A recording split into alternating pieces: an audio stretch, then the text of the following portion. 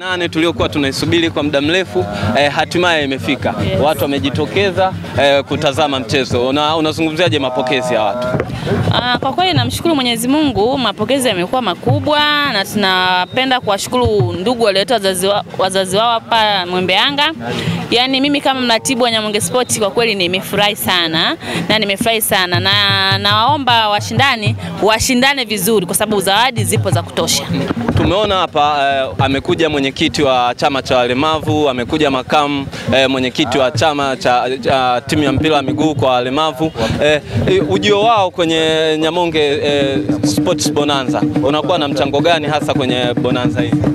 Ujio wao sisi kama Nyamonge Sport kwanza moja tumefarijika kuwaona, na pili inawapa motivation hao ndugu zetu wenye ulemavu wanavyoona viongozi wao wamefika eneo kama hili, na hata wao pia wanapata hamasa ya kupambana vizuri katika michezo yao. Susumare, pengine wewe ni moja kati ya watu ambao mliemphasize vijana wanaweza kufika kwa wingi, hasa watu kutoka ukanda wa Temeke na Dar es Salaam kwa jumla. Mwitikio umekuwa ni mkubwa. Inakuwa ni furaha kiasi gani kuona watu wenye ulemavu kusapotiwa hivi hasa na wakazi wa Temeke?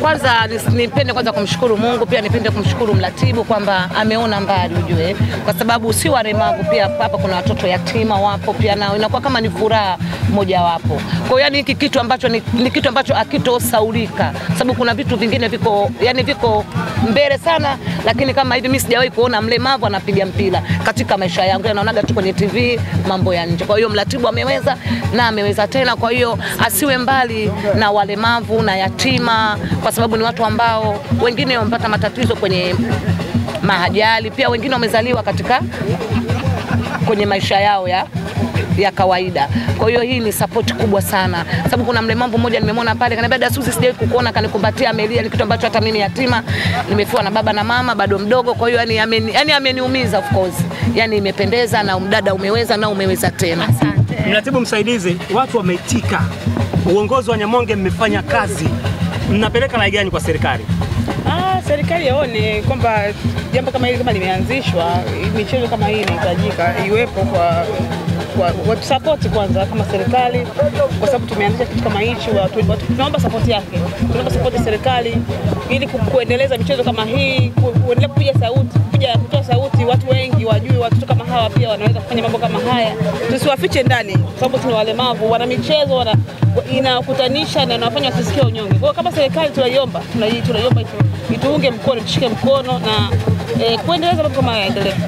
Mratibu, pengine labda patakuwa na mwendelezo wa matamasha kama haya, hasa kuhusiana kwenye lengo nzima ya Nyamonge Sports kwa support watu ambao wana ulemavu? Sisi kama Nyamonge Sports tumejipanga tamasha kama hili nice, hapa ni mwanzo, lakini mwishoni mwezi wa 9 tena kutakuwa tamasha babu kubwa zaidi ya hili. Yes, napenda kuwakaribisha sana. Watanzania watarajie nini hiyo mwezi wa 9? Yaani Watanzania watarajia mambo mazuri zaidi ya haya. Mwezi wa 9 na hisi tutakuwa tushakuwa wakomavu, tushakuwa wazoefu katika kutengeneza bonanza. Sisi kama Nyamonge Sport tutaandaa bonanza zuri sana na zawadi zitakuwa nyingi sana. Karibuni sana. Suzi, pengine Chido amekukimbia leo? Chido amenikimbia. Sasa mimi ngombe kitu kimoja, nimekuja na boda, yani kwamba nipate upepo ili pumzi isinishe kwa haraka. Alafu kwanza nimekuja kushangazwa na mlemavu ambaye hana mkono anadaka mpira. Alafu watu wanacheza dakika 90. Wewe uogopi? Kuna watu wana miguu yao na mikono yao na wana macho yao. Na dakika ngapi tu uwanjani wanatoka, mtu anaomba po.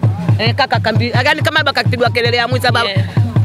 Tumsifu Yesu Kristo milele amina. Unajua wani uogopa hicho kitu. Kaambiwa tumsifu Yesu Kristo huko katika milele amina. Hicho kijiji kinachokuja. Wewe ugandi. Yaani habari ya mjini ipo hivyo. Jamani, ni support kubwa itoke, kusema ukweli tumsupport dada mkubwa hapa. Serikali pia nayo itie nguvu. Yaani hii amani hii dada ndo ameanzisha. Mimi na imani hiyo mwezi wa 9.